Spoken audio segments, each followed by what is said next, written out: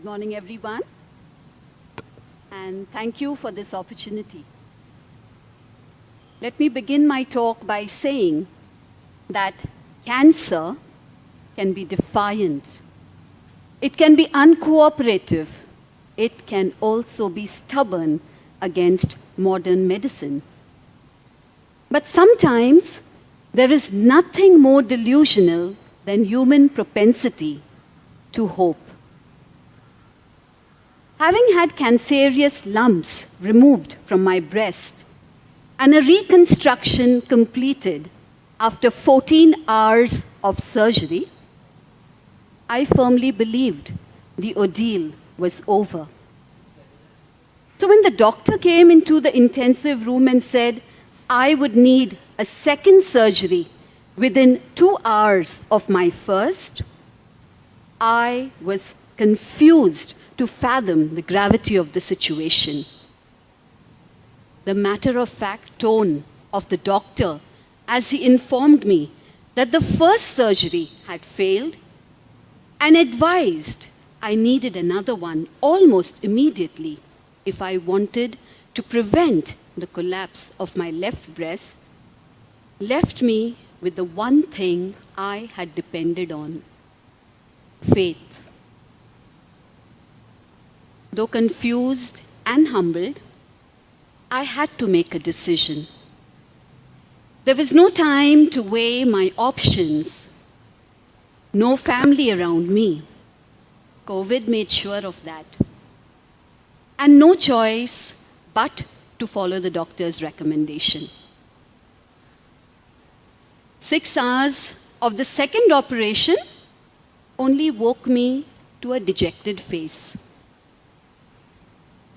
I heard my doctor say I did all I could, but the operation wasn't successful.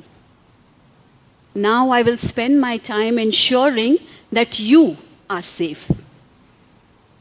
Again, not having much of choice, I drifted back into a deep sleep because of heavy sedation. Waking up the next morning to syringes and machines and bottles hanging around my bed, I looked around in dazed anxiety. The same doctor was standing by my bedside and telling me that it was a miracle. Indeed, to survive 2 failed operations was nothing short of a miracle. That was the second phase of my transformation. The first was when I was diagnosed with breast cancer. It was actually a regular day for me. I just finished hoisting the Indian national flag, being the Republic Day of India, finished my day's work, taken care of all the business of the day, and arrived on time for my routine health check. My mind was going through all the details of the things I would need to do in the next few days. But what happened next was something I was not prepared for. The surgeon told me I had lumps in my breast and they could be cancerous tumors, and I should err on the side of caution and start my chemotherapy immediately. The impact of her words were not only devastating, but they were deafening. But there was no tears, no drama, only stunned silence as the world around me came crashing down. And there was retreat to a place where I was left alone with my thoughts.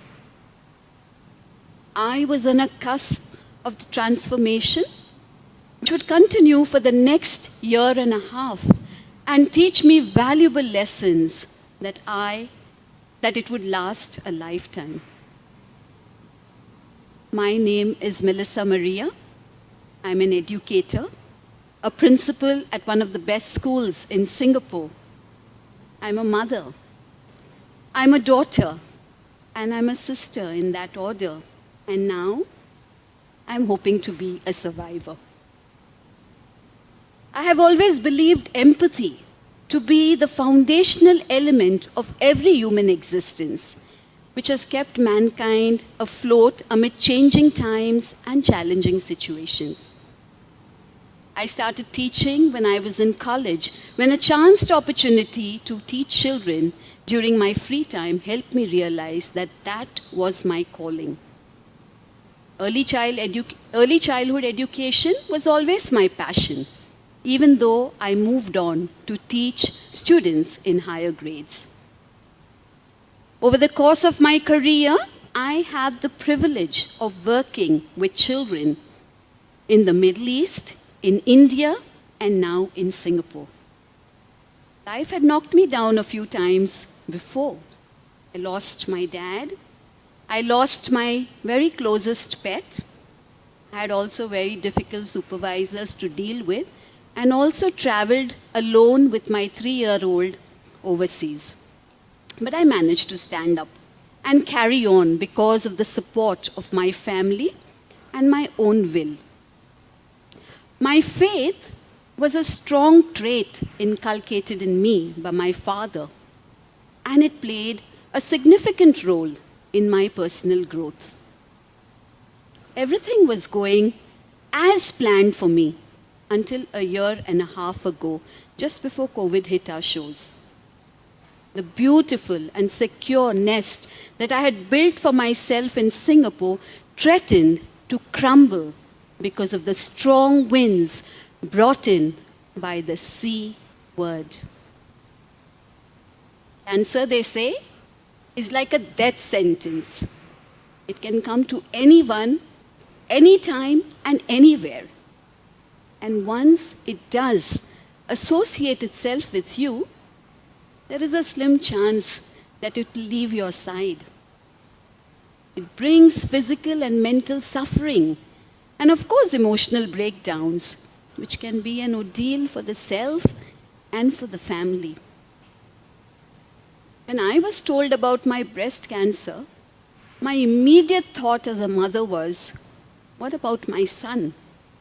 And the next thought in line was, I have an aged mother, and it is definitely not fair for her to see another child of hers succumb to her disease right before her eyes. My older brother, he had already done the honors. I cannot put the old lady to another heartbreaking tragedy. She definitely doesn't deserve it. My sister, my pillar of strength, was also on my mind. We are like shadows of each other. How can I do this to her? But Providence had other plans. I had cancer, period. Now I had to decide whether I want to crumble under the cruelty of my faith or accept the truth and fight this battle that was staring me right in the face. I chose the latter.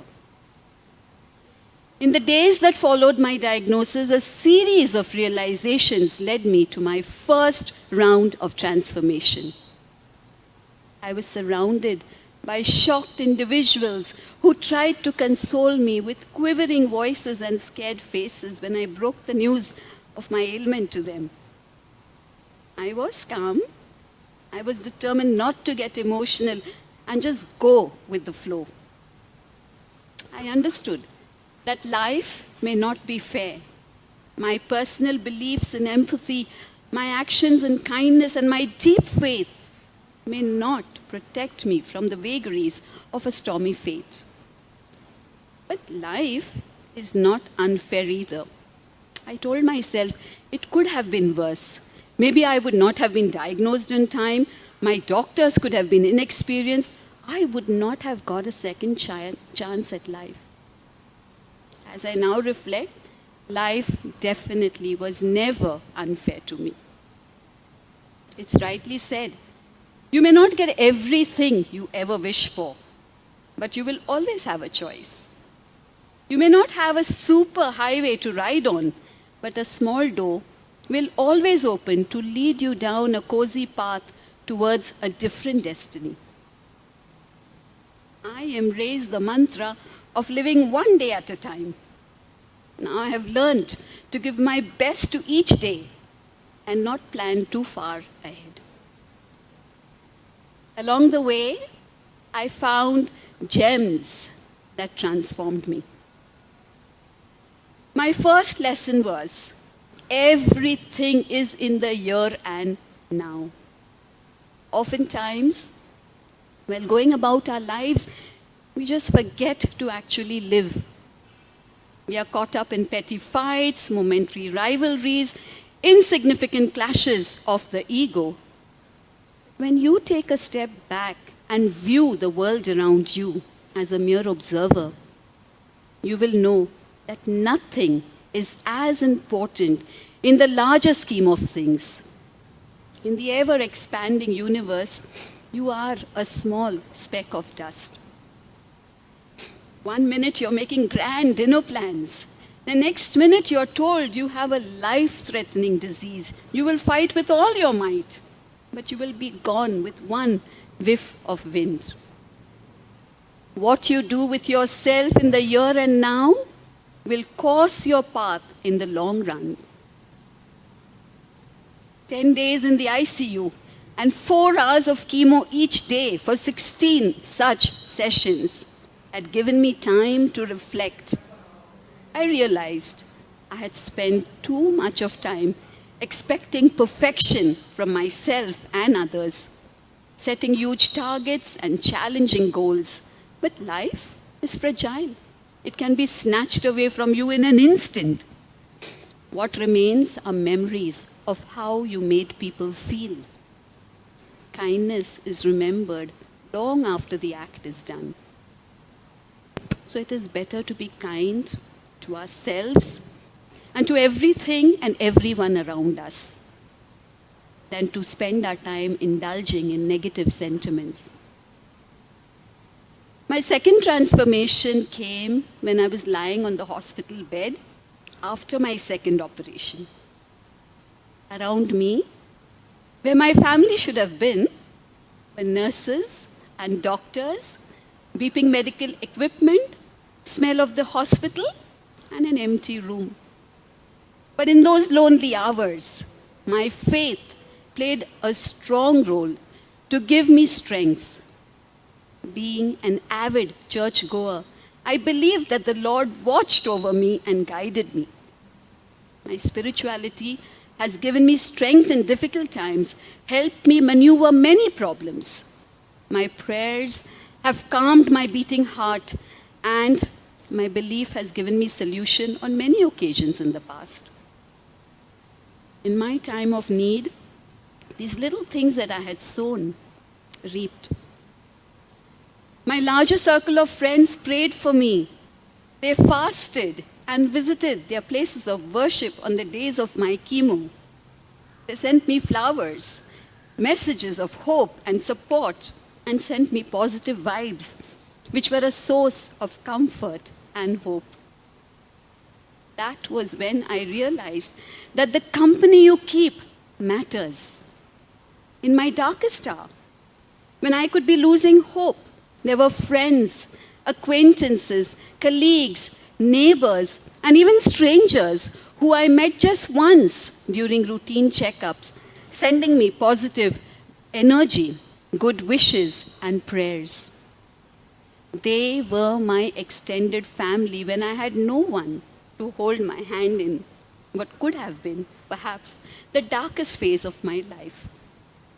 With nothing to do but just read these messages over and over again, I found myself regaining my strength and renewing the force of life in my veins. When the doctor said, "It's a miracle," I was not surprised, for I had the blessings of those people who have left an indelible mark on me. If the company I kept was not brimming with good values and good vibes, I may not have had the miracle that the doctor declared so happily. I was the product of the people I associate with. My third phase of transformation is happening now.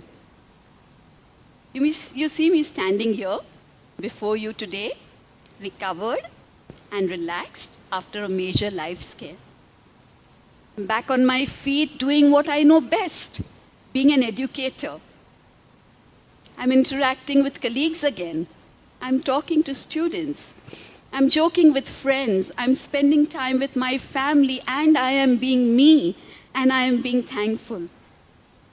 Today I know that despite all the ambitions, aspirations, and expectations I have, the only thing worth wishing for is a happy and a healthy day. No one will know what happens tomorrow, 2 months from now, or 2 years from then. There is a possibility of a relapse, who knows? What I know is I got up, I got dressed, and I showed up.